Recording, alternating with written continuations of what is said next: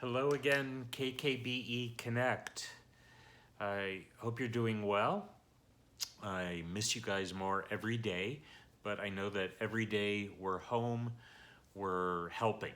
We're helping flatten the curve, which means that we're saving lives, and that's amazing. It doesn't feel amazing always because we feel like, well, all I'm doing is just staying home, but that's a huge thing. So thank you to everybody who's been doing that, who's been resisting the urge to go out there for anything other than the essential stuff. It's hard, I know. But when we do that, we're really helping save lives, and that's amazing, and it's something we all can do. Last week for KKBE Connect, I introduced you to a book that I wrote. I added some contributions to. It's called Myshkin Guava, Where Pride Dwells. It's might be the first book, first prayer book focusing on the LGBT community and our family and friends from any movement ever. I don't think there's anything like it in any other religious movement. So once again, the Reform movement has really set a wonderful precedent by putting out a book like this. I'm honored to have a little tiny part in it. If you missed last week's, I wrote 2 prayers about adoption. So I encourage you to check out the book. If you have LGBT family or friends, this is a terrific book as a gift.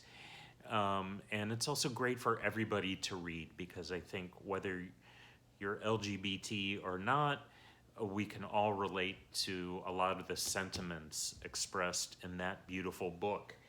This week, a new book from my shelves. Not a new book, but a new book from my shelves.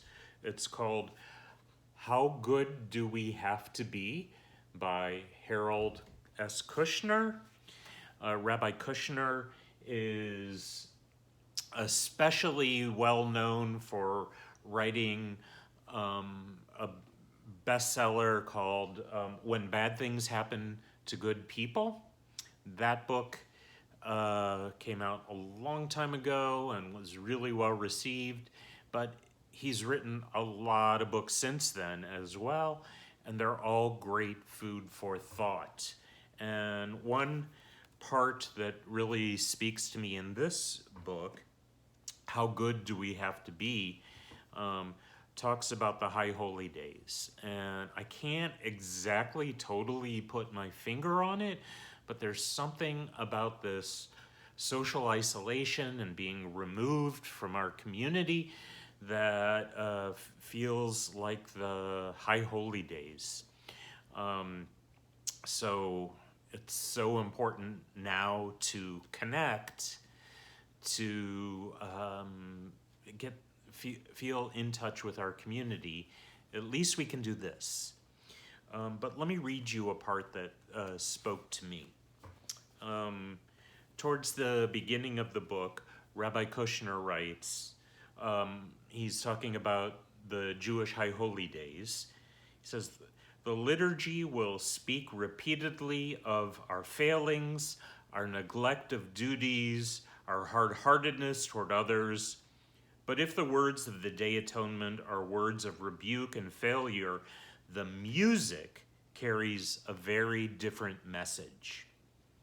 The people in a synagogue have not come to be told that they have done things that were wrong. They know that all too well. They have come to be assured that their misdeeds have not separated them from the love of God.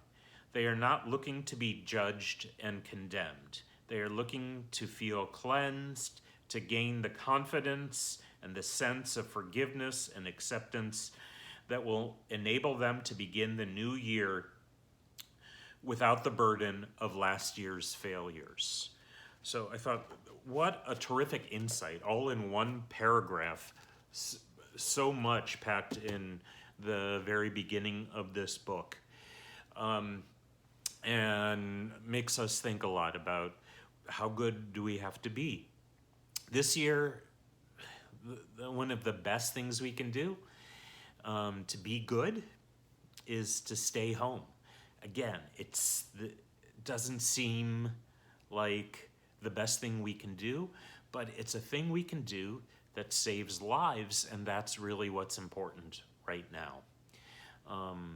The numbers are going up, people are getting sick, people are going into the hospital. There's still a need for protective wear for our healthcare workers, and I know every time I go out to get something for the family at the store, I think those workers at the grocery store who have no protective gear, and the whole community passes through their business every day.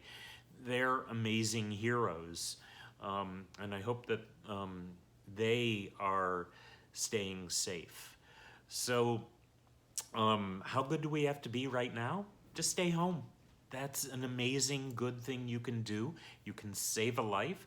In Judaism, we're taught to save a life is akin to saving the world. So we're not asked to be superheroes right now.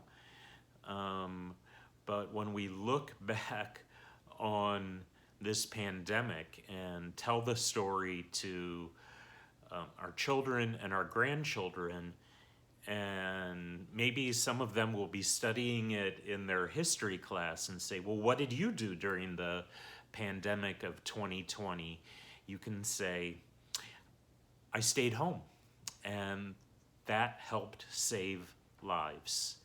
And when these new High Holy Days come up this year, and we look back at 2020, it will be unlike any other High Holy Days we've experienced before. Hopefully, we'll be doing it together in our sanctuary at KKBE or another sanctuary where we make more room for the whole congregation, or both. And we'll look back and say, I don't know whose life, but it's pretty clear if you look around in a packed sanctuary, God willing, when we're all healthy someday, you can say, when I stayed home, I helped save the life of someone in this room. That's amazing. That's wonderful. And that's as good as we have to be right now. I can't wait to reread this book again and get more beautiful insights from it about how good we have to be, and from the point of view of someone as thoughtful as Rabbi Kushner. And I hope you're finding meaningful books and readings and TV shows and movies and conversations with loved ones and connecting and reconnecting with people that are inspiring you.